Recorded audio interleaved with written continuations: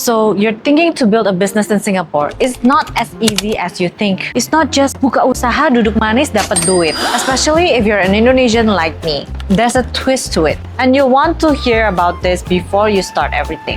Hi, I'm Cassandra. I'm an Indonesian who has lived in Singapore for over 12 years. I'm a permanent resident here in Singapore and I used to work in the Big Four and now turned into an entrepreneur. And I've had the experience to not just register one type of business structure, but two types of business structure.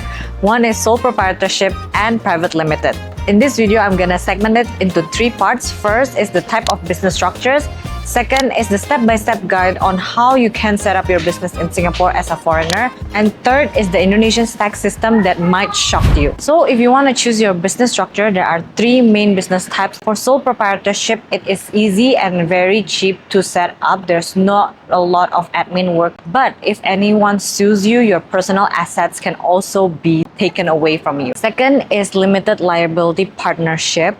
For this, it is different as compared to sole proprietorship because from the name itself, it's limited liability. So your personal assets is not going to be taken away from you, but there's no corporate tax for this one.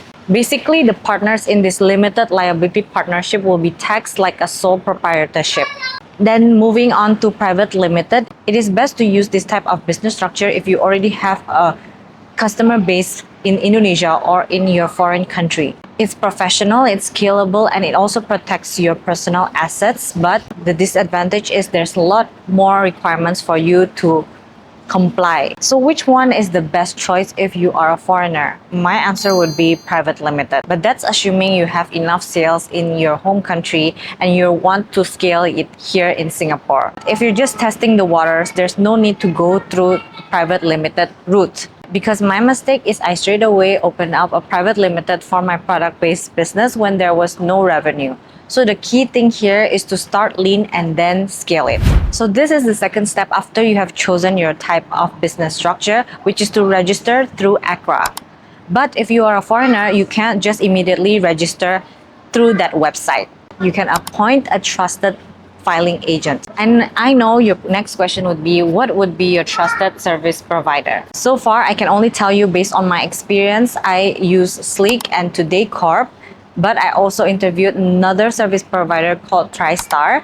So for Sleek, it has a very nice UI. When you sign on with them, it's very affordable and it includes business bank account. So you don't need to go to a traditional bank to register. They already include it into that application process.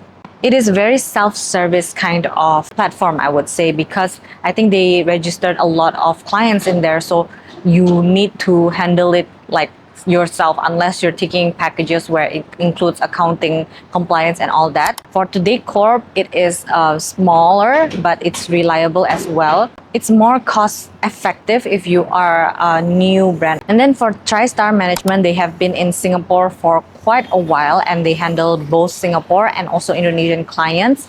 I've known the founders myself and also the team, and I can tell they're very good at what they're doing. So you can also consider them. If you are a Singapore PR like me, what you need to do is just to go to bizfile.gov.sg, choose your business type, and then choose your business name. So you need to apply for a business name, which only costs about $15, and then you can continue to register your business. In Singapore, everything is super transparent, so you can see even the step-by-step guide when you try to apply yourself. So if you choose to go for a sole proprietorship, it costs around $100. I think it's the same for limited liability partnership. I'll leave the information here. There's no need for you to visit ACRA to set up your business in Singapore. So it's very shook. Another thing to note when you register a business in Singapore as a foreigner, you need a nominee director. So this nominee director is like a local representative in Singapore. It's required by law.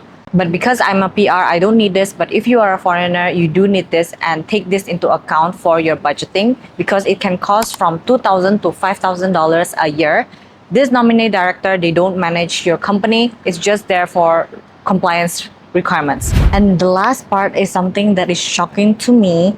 If you are an Indonesian and you build a business in Singapore, let's say you earn Singapore dollars, even though you do not withdraw your money back to Indonesia, you might still have to pay your taxes. This is especially if you live more than 183 days outside of Singapore and you've got strong economic ties back in Indonesia. Now, if you are a tax advisor who is expert in both Indonesia and Singapore, let me know in the comments how does it actually work so that we all can learn together.